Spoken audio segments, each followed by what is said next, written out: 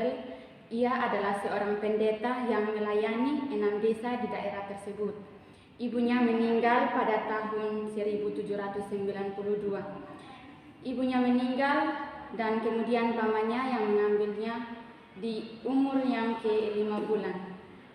Dia tinggal bersama dengan pamannya. Dia pun bisa merasakan kasih sayang dan dia juga merasakan bahwa dia itu bisa merasakan kasih sayang dan mendapat penghargaan sebagai seorang anak. Pada tahun 1800, Frobel berusaha untuk masuk dalam Universitas Jena pada tanggal 10 Februari 1802. Ayah Frobel, John Jacob Frobel, meninggal. Pada saat itu Frobel muda memainkan peran sebagai rimbawan atau forester. Pada tahun 1804, Frobel berusaha untuk mendapatkan arsitektur di Universitas Frankfurt, dan pada tahun 1805 dia mulai mengabdi di sekolah milik Anton Gunner di Frankfurt. Semua yang dia lakukan untuk anak-anak prasejarah.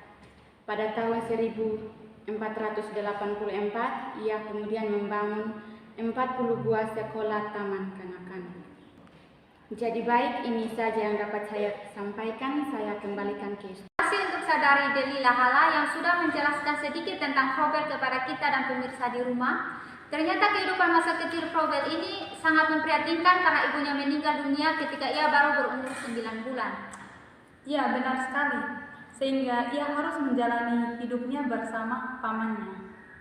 Tapi dengan melalui kehidupan yang seperti itu, sehingga memotivasinya untuk memberikan sumbangan pemikiran tentang pendidikan anak dan pendirian taman kanak-kanak. Untuk itu, kita akan terhubung dengan beberapa rekan kita untuk menjelaskan kepada kita dan pemirsa di rumah tentang apa saja sumbangan pemikiran tentang pendidikan anak-anak dan pendirian taman kanak-kanak. Untuk itu, waktu dan kesempatan kami berikan. Terima kasih atas waktu dan kesempatan yang telah diberikan kepada saya. Saya akan menyampaikan tentang pandangan Frobel tentang pendidikan anak-anak dan pendirian taman kanak-kanak. Frobel mengibaratkan anak-anak dengan blooming flower. Hal ini didasarkan pada keyakinan bahwa anak muda memiliki berbagai sifat bawaan yang akan terungkap secara bertahap, secara natural, dan juga beliau mengungkapkan bahwa masa anak merupakan suatu fase yang sangat penting dan berharga dan merupakan masa pembentukan dalam periode kehidupan manusia. Oleh karena itu, masa anak sering dipandang sebagai masa emas atau golden age bagi penyelenggaraan pendidikan. Masa anak merupakan fase yang sangat fundamental bagi perkembangan individu, karena pada fase inilah terjadi peluang yang sangat besar untuk pembentukan dan pengembangan pribadi seseorang. Menurut Frobel, jika seorang dewasa mampu menyediakan suatu taman yang dirancang sesuai dengan potensi dan bawahan anak, maka anak akan berkembang secara wajar. Dengan dasar tersebut, Frobel mendirikan taman kanak-kanak yang bertujuan untuk menyalurkan kebebasan, berekspresi, kreativitas, interaksi sosial, dan aktivis motorik. Dalam mendirikan taman kanak-kanak, hal yang diperhatikan Frobel adalah sebagai berikut. Yang pertama, beranggapan bahwa taman kanak-kanak merupakan satu pendekatan terhadap latihan anak-anak.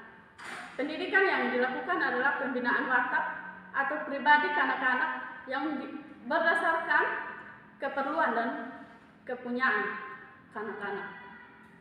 Yang kedua, taman kanak-kanak sangat diperlukan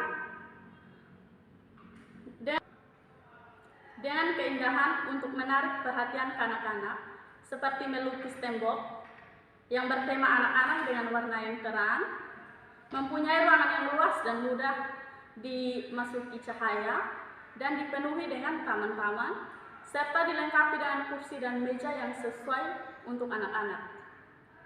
Ketiga, suasana di taman kanak-kanak hendaklah jauh dari pengaruh jahat yang terdapat dalam lingkungan masyarakat.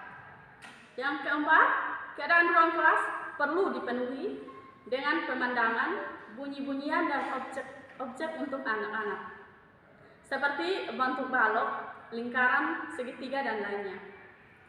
Kelima, di taman kanak-kanak perlu dipupuk dengan perkembangan mental, fisik, dan sosial kanak-kanak. Tujuan pendidikan menurut Froebel adalah untuk mendorong dan membimbing manusia sebagai sadar, berpikir, dan memahami, serta pendidikan harus menunjukkan kepadanya cara dan makna mencapai tujuan tersebut. Terima kasih. Terima kasih atas waktu dan kesempatannya. Jadi baik, sumbangan pemikiran dari Froebel tentang pendidikan anak-anak dan pendirian taman kanak-kanak. Pandangan Froebel tentang pendidikan atas dua dasar yaitu dasar teologi dan dasar psikologi. Oleh karena itu, Froebel berpendapat bahwa pendidikan itu haruslah menekankan kedua sisi tersebut, yaitu yang pertama tentang dasar teologi. Jadi berdasarkan pandangan teologinya pada alam, Froebel menekankan hubungan antara kutub kecerdasan dan kutub alam. Menurut dia, alam senantiasa berupaya untuk mencapai kecerdasannya, atau alam terus-menerus mengalami perkembangan untuk menuju ke bentuk kesempurnaan. Selain itu, Froebel juga mengatakan bahwa alam itu menggambarkan Allah, atau bisa dikatakan bahwa roh Allah diserap oleh setiap ciptaannya, yaitu ajaran tentang Allah, atau Allah adalah kesatuan asli.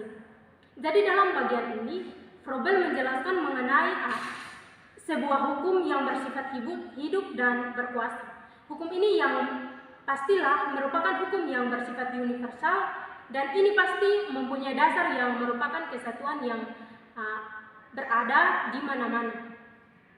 Jadi kesatuan tersebut adalah Allah sendiri. Segala sesuatu yang datang dari kesatuan itu, ataupun yang mempunyai asal dari dalam Allah, adalah salah. Oleh karena itu, segala sesuatu itu harus menyatakan Allah, baik melalui inti lahiriahnya maupun yang tidak kekal, karena berbuat demikian merupakan panggilan hidup. Yang kedua, tentang ajaran tentang Allah dalam kesatuan Allah dan implikasinya untuk pendidikan. Jadi dalam bagian ini Froebel membagi dimensi pendidikan dalam 3 bagian yang tersirat dalam tulisannya, yaitu ilmu pengetahuan, teori pendidikan, dan praktik pendidikan. Menurut Froebel, pendidikan terdiri dari 2 pelayanan yang mengantar manusia, yakni seorang yang cerdas, yang berpikir, dan yang semakin sadar akan dirinya. Sedemikian rupa, supaya hukum batin dan dari kesatuan ilahi itu dapat dihayati dan diamalkan secara murni, pendidikan yang dimaksudkan itu akan memperlengkapi manusia dengan semua peralatan dan sarana yang ia perlukan untuk mencapai tujuan mulia tersebut. Melalui definisi tersebut, maka Froebel menyimpulkan bahwa pendidikan merupakan proses yang membimbing dan memperlengkapi seseorang harus bersifat rohani dan tidak hanya bersifat intelektual saja. Dan Froebel juga berpendapat bahwa ketika seseorang sudah mulai berpikir bagaimana ia mendapatkan ilmu pengetahuan, maka ia sudah mulai terlibat dalam ilmu pendidikan. Ilmu pendidikan juga mencakup orang berefleksi atas arti kehidupannya dan untuk mencari tahu cara atau petunjuk-petunjuk yang berasal dari ilmu pengetahuan tersebut. Froebel juga memberikan tanggapan mengenai agama. Menurut Froebel, agama adalah usaha insani untuk menyadarkan diri akan perasaan bahwa pada asalnya manusia bersatu dengan Allah sebagai dasar atau pendorong untuk mengamalkan kesatuan itu dalam semua keadaan apapun. Froebel mengatakan bahwa agama akan terus mengalami perubahan dan perkembangan. Hal ini dikatakannya berdasarkan pengalamannya ketika belajar mengenai alam dan juga ketika ia melihat tumbuhan. Terima kasih. Allah adalah kesatuan yang Tritunggal. Dalam bagian ini, Froebel menekankan mengenai Tritunggal. Ia mencoba menghubungkan pola Tritunggal dengan hubungan seseorang yang ingin memperoleh pengetahuan yang sebenarnya tentang setiap benda atau objek di dunia ini, termasuk juga sesamanya manusia. Dalam pola itu terdapat 3 unsur, yaitu kesatuan, kekhasan, dan keanekaragaman ragam yang memperkaya. Pengertian tentang Yesus. Menurut Froebel, Yesus merupakan contoh yang sempurna tentang apa artinya seorang yang mewujudkan kesatuannya dengan Allah. Menurut Froebel, Yesus tidak merupakan anak Allah dan di dalamnya tidak tersisa tabit ilahi. Bahkan dalam teologi Froebel tidak ada pembicaraan mengenai Yesus sebagai juru selamat. Selain itu, dalam teologi Froebel juga tidak ada Golgota atau kubur yang terbuka. Alasannya adalah manusia karena gagal dalam kehidupannya, bukan karena tabiatnya yang berdosa, melainkan karena kurang pendidikan yang bermutu. Menurut Froebel, percaya pada Yesus itu berarti mengikuti Yesus. Menjadi percaya kepada Dia hanya berkaitan dengan penggunaan kata-kata saja. Pikiran Froebel juga menentang umat Kristus untuk mengakui bahwa keinginan hidup selaras dengan gaya hidup Yesus mencakup sebagian dari arti menjadi kepercayaan kepada Kristus. Pengertian teologis tentang manusia. Menurut Froebel, manusia merupakan pelaksanaan dari Allah dan setiap orang layaknya diperlakukan sebagai orang percaya dan tersebut merupakan perwujudan dari Allah. Menurut Froebel, perwujudan ini berhubungan dengan semua ciptaan Allah. Oleh karena itu, Allah meresap dalam semua ciptaannya. Froebel juga mengatakan bahwa tujuan akhir dari manusia sebagai anak Allah dan alam ialah mewujudkan roh Allah secara harmonis dan menyatu. Pengertian teologis tentang manusia. Menurut Froebel, manusia merupakan pelaksanaan dari roh Allah dan setiap orang layaknya diperlakukan sebagaimana orang tersebut memperlakukan perwujudan diri kepada Allah. Menurut Froebel, perwujudan ini berhubungan dengan semua ciptaan Allah. Allah itu meresap dengan semua ciptaannya dan mengatakan bahwa tujuan akhir dari manusia itu ialah mewujudkan karya ciptaan Allah. Froebel menolak pandangan dari ajaran ortodok yang mengatakan bahwa manusia itu pada dasarnya jahat. Froebel mengatakan bahwa apabila kita mengatakan bahwa manusia itu pada dasarnya jahat, maka dengan kata lain kita sudah menghina Allah. Oleh karena itu, Froebel menolak dosa. Alasannya, menurut Froebel, manusia itu mempunyai sifat yang baik, hanya saja sifat tersebut manusia tertanam dalam diri manusia tersebut. Dan untuk mengeluarkan sifat baik tersebut, baik sebagai pemimpin harus dengan sabar mencari dan menentukan sifat baik. Terima kasih. Tugas manusia. Menurut Froebel, tugas utama manusia bukanlah membongkar apa yang telah ada, tetapi membangun apa yang telah ada. Karena hal itu menuntut pemikiran yang kreatif, begitu pula dengan anak. Froebel mengatakan bahwa anak haruslah dilatih untuk menyusun sesuatu, karena dengan menyusun, maka kegiatan berpikir dari seseorang anak sedang berkembang, dan di dalam kegiatan berpikir itu muncullah kreativitas. Bagi problem, titik berat pendidikan bagi anak berada pada usia bersekolah di bawah kelas sekolah menengah pertama. Menurut problem, pendidikan terdiri dari pelayanan yang mengantar manusia, yakni seorang makhluk yang cerdas, yang berpikir dan semakin sadar akan dirinya. Sedemikian rupa sehingga hukum batin dari kesatuan ilahi dapat dihayati dan diamalkan secara murni, tidak bercacat dan bebas.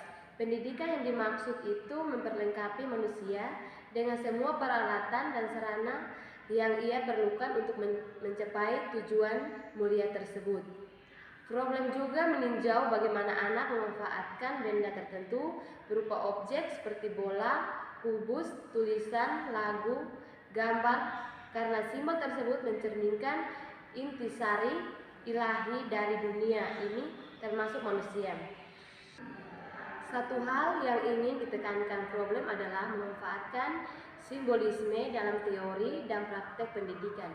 Alat peraga dan tugas belajar yang dikembangkan oleh Frobe berproses pada simbol karena ia yakin bahwa dalam nalar anak telah ada permulaan gagasan tentang hal tertentu. Walaupun ia belum sadar akan gagasan itu, sebab telah ada hubungan dasaria dalam nalar anak tentang simbol dan kenyataan yang dilambangkan. Di bawah bimbingan belajar, sang anak akan ditolong untuk memilih simbol yang paling sesuai dengan perasaan atau gagasan yang hanya dapat disampaikan melalui simbol tertentu. Hal ini sesuai dengan perdugaan bahwa segala sesuatu di dalam alam melaksanakan kekuatan yang universal dengan inti yang hormat. Terima kasih. Baik, yang berikut bagaimana perumusan metode dalam pendidikan menurut Frobe. Nah, menurut Frobe ada 5 bentuk perumusan metode dalam pendidikan, yaitu yang pertama bermain. Nah, menurut Frobe melalui bermain melatih kekuatan dan keterampilan seorang anak baik itu jasmani yang dimiliki oleh seorang anak. Nah, latihan melalui gerak badan cenderung berporos pada pengungkapan gagasan dan perasaan anak yang menjadi dasar pendidikan taman kanak-kanak. Yang kedua adalah menyanyi. Menyanyi merupakan salah satu cara pokok untuk belajar. Yang ketiga yaitu menggambar. Nah, melalui menggambar, anak sedang mengungkapkan gagasannya atau perasaannya secara kelihatan dan lisan. Yang keempat yaitu memelihara tanaman atau binatang secara bijaksana. Yang kelima yaitu kesinambungan. Nah, hal kesinambungan yang dimaksud di sini artinya guru mengembangkan tugas belajar baru yang sesuai dengan pengalaman belajar sebelumnya kepada anak didik tersebut. Terima kasih. Terima kasih untuk rekan-rekan yang sudah menjelaskan secara keseluruhan kepada kita tentang kehidupan dan sumbangan pemikiran serta perannya Frobe sebagai pendiri Taman Kanak-kanak. Shalom, selamat siang untuk kita semua.